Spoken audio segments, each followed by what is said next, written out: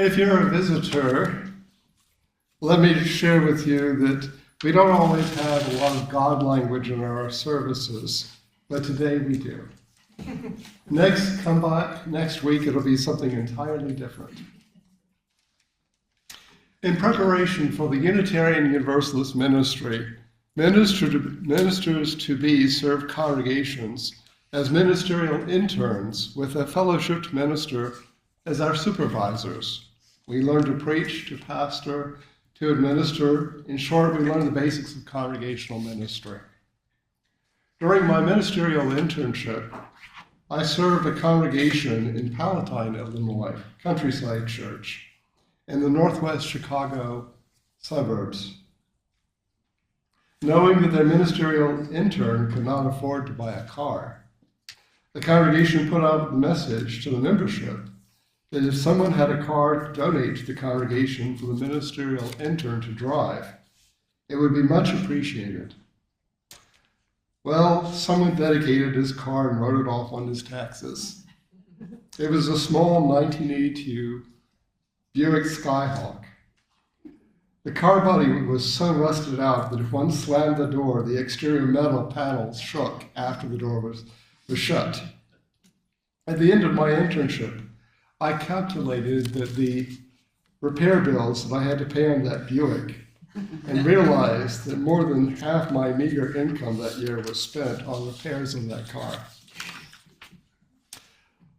One night, though, this car's condition gave me an opportunity to receive a spiritual message.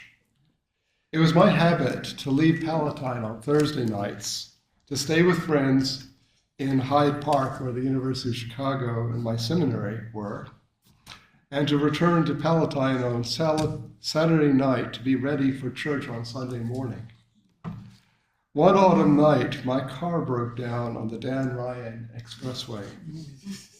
I cannot remember the sequence of events, but I do remember that I had to pull over by an overpass.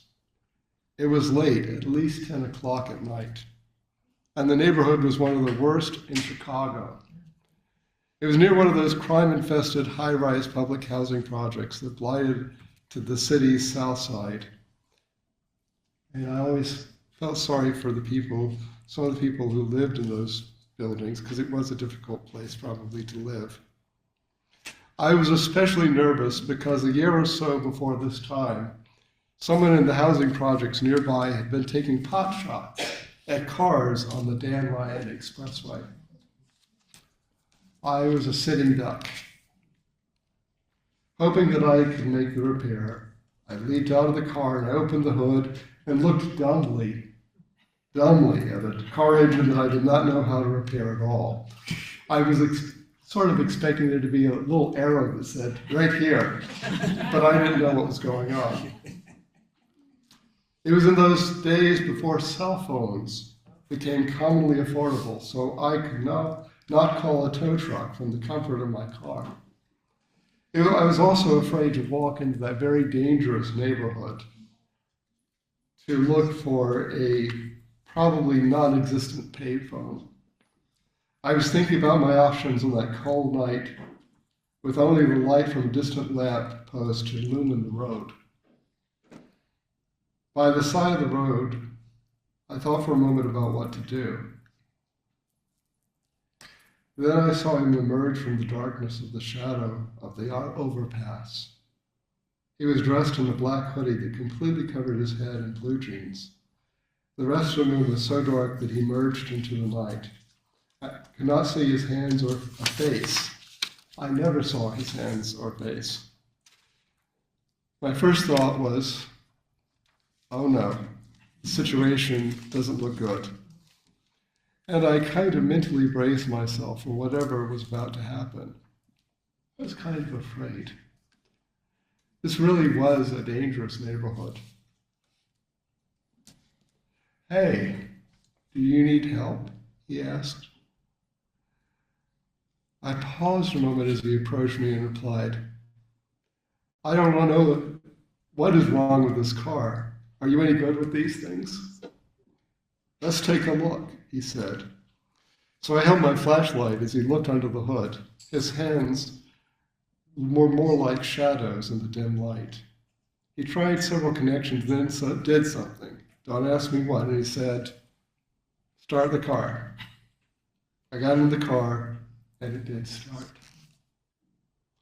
I jumped out of the car and I thanked him, asking if I could send him some money for the repair.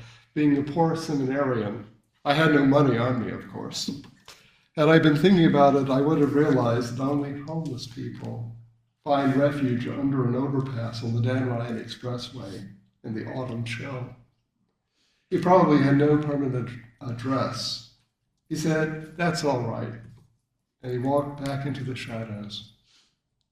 As for the man who helped me that cold, dark night in Chicago, I am convinced that he was an angel. There's somebody at the back door too. Now, before you begin to formulate your theological counter-arguments, and I know you do, you need to know what angels really are. In popular culture, they're babies with wings, or the archangel Michael winged and wielding his sword. They adorn chocolate boxes on Valentine's Day, confusing the difference between cherubs and Cupid. They top many Christmas trees. They are bathed in light and singing songs of praise. They are miraculous beings, jealous of God's love for humanity. They can also be frightening. But there's only one kind of angel. The Greek word angelos means only messenger. Angels exist to carry messages of spiritual import, most often, but not always, between God and humans. Sometimes that message is conveyed more by what the angel does rather than what the angel says. In the 19th century, Thomas Whittemore, a Universalist minister, wrote an essay about angels. He noted that the biblical book Revelation mentioned angels in places like Ephesus, Corinth, and Philippi. Those were places where Paul had traveled to and had established churches. Thomas Whittemore reasoned that John of Patmos was not referring in his text to creatures with feathers bathed in light. Whittemore reasoned that the text referred to actual people in those small congregations who by their words and deeds conveyed a message of faith, hope, and love. Thomas Whittemore then carried that idea further and stated that human beings could be angels, even when they were unaware of their angelic status. He meant that if one's speech and action conveyed a message of faith, hope, and love, then one was behaving as an angel, a messenger. Ordinary humans could be angels in that way, affirming life and the best that is in us. For me, the angel by the side of the road told me that even in frightening places, in the darkness, caring and help still exist. That we should trust that goodness does really exist in the human spirit. The angel by the side of the road conveyed to me the message that all angels begin with. Be not afraid. Be not afraid of other human beings who are different from you. Be not afraid of the future. It will take care of itself, and even the best planning does not always promise the desired results. Be not afraid of failure or imperfection. All of us fail at times, and each person is imperfect inherently. Be not afraid of change. It will happen whether you want it or not. Better to embrace the new rather than holding on to the past too dearly. Be not afraid of yourself. Like everyone, you're a mixture of the good and the bad. I like the idea that Whittemore put forth that human beings could be angels. It makes the concept of angels more accessible, more real. Most people are carrying some spiritual message, whether they know it or not, and their actions prove that. As my colleague in the Unitarian Universalist ministry writes, a conspiracy of goodness thrives. Reverend Sue Phillips wrote a prayer on the day of the Boston Marathon bombing in 2013. She wrote, For we need to be reminded of you, to remember what is holy and good. We ask for the strength to remember that we are the helpers, we are the hope, we are the face behind the bomb suit. We are the children rushing to answer their father's feverish texts. We are running the 27th mile to donate blood. We are kindness to strangers. We are the searching dog. We are hearts glued to the television. We are compassion for whoever did this and for the suffering life out of which this violence came. We are on our knees cleaning blood off hospital floors. We are the impulse to run toward chaos. We are the helpers and the hope. Inside our breaking hearts is all the evidence we need that an unshakable conspiracy of goodness thrives in rubble and ash. Reverend Phillips wrote that an unshakable conspiracy of goodness thrives in a prayer after the Boston Marathon bombing. She presented that in all the fear and suffering that the act created, strangers helped each other. Some people, instead of running away from the chaos, ran toward it. Others gave of themselves. Some spent hours in hospitals trying to help those who were wounded. She reminded us that despite the evil that we witness every day, that there is good in us as well. She concluded her prayer with the idea that we are the helpers and the hope. Even in the face of horror, the angelic side of humanity comes forth. Yes, terrorists abound, but the good in human nature is so common that we often overlook the angels among us. I would add that we are also capable of being angels when we help the stranger, when we speak words of comfort and hope. The message that we live is clear and has potential to change lives. You, yes, you, have almost certainly changed someone's life for the better. That is the kind of thing that angels like yourself do. Institutions can also be angels. The author of the book of Revelation spoke of angels of churches.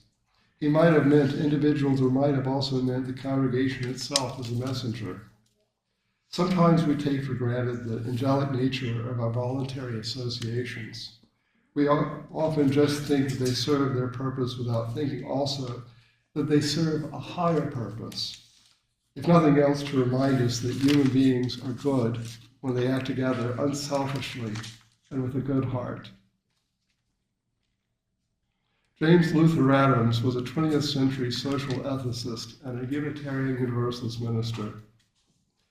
In a work on angels, Adams wrote, "Through most of our lives, we act on the principle that we are a little lower than the angels. We remember that we are dust, that our physical hunger must be satisfied, and that we must maintain a social order or perish. To some people, however, these concerns seem to be worldly matters. Hence, they speak of a spiritual life that is only beyond the material order. Nevertheless, even our so-called spiritual life depends on our bodies and requires the resources of the material order. One of the most spiritual things we know is music. But music is heard through the ears, and it requires wood and steel and horsehair and catgut and finger technique. Bach is not simply a synonym for heavenly and angelic sound. Nevertheless, when we turn to consider our life in society, we find many people who seemingly forget that we are a little lower than angels. Religion is thought of as something wholly spiritual and individual, as lifting us to higher levels of apprehension and enjoyment that are possible in the world of things and rites and ceremonies.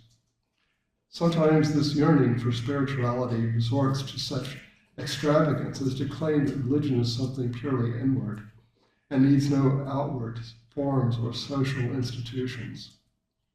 Indeed, we are frequently told that the outward form only kills religion, that outward forms are mere trappings, that religion is only what we do with our solitariness. Adams is telling us that our angelic nature is found in the relationships we form. and the acts of kindness that bind us to each other and to the planet. Adams is telling us that being an angel, or as he puts it, a little lower than angels, is not a solitary pursuit.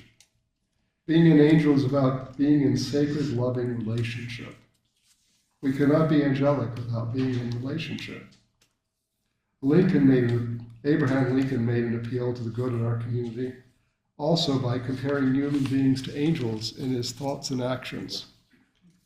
In his first inaugural address, Lincoln sought to hold the Union together without bloodshed. He feared what might and did happen. At the end of his inaugural address, Lincoln said, "We are not enemies, but friends. We must not be enemies. Though passion may have strained, it must not break our bonds of affection. The mystic cords of memory, stretching from every battlefield and patriot grave to every living heart and hearthstone all over this broad land, will yet swell the chorus of the Union, when again touched, as surely they will be, by the better angels of our nature." Clearly, the better angels of our nature would be far and few in the years of the American Civil War. Lincoln, though, believed that good would prevail. His message to us is to believe that good is possible in human nature. It took mighty faith for Abraham Lincoln to speak those words in those dark times. In our times, we're confronted by political competition that does not appeal to the better angels of our nature as much as it speaks to our fear. Some in politics are calling upon us to fear the immigrant, to fear the gay, lesbian, or transgender person, to fear African Americans and Hispanic people, to fear Muslims, to fear the poor, and to fear our institutions. We are being encouraged to fear ourselves. Such is not the stuff of angels. They do not speak, but they do not fear, but speak and act in the spirit of love, even if that loving spirit calls upon them to challenge much. Being an angel is not a passive undertaking. It is something very active. As Unitarian Universalist angels, we are called to speak in acts in ways that offer hope and send the message that love abounds and believe that justice is there for the suffering. We are called to connect with each other in the earth in the firm belief that we can make this love more manifest. In response to those who would call us to cultural anxiety, Unitarian Universalist angels can remember that the first message of all the angels in the Bible was be not afraid. Be not afraid of the stranger. Be not afraid in the darkness of the night. Be not afraid of changing ourselves for the natural world that we rely upon with every breath we take. The angel by the side of the road in a dark, cold night 30 years ago taught me the lesson that even when I am afraid, hope and help are there. This is a message that I often tell myself in the anxiety-ridden world in which we live in these days. So what kind of angel are you? What is your sacred message that you would wish to impart to others? What way would you render your message of hope? Finally, I would ask you this day to think upon the angels who have shared messages of faith, hope, and love with you by their kindness, by their courage. We have all benefited from the goodness of the human spirit, even when we did not know the person who helped us or gave us such a gift.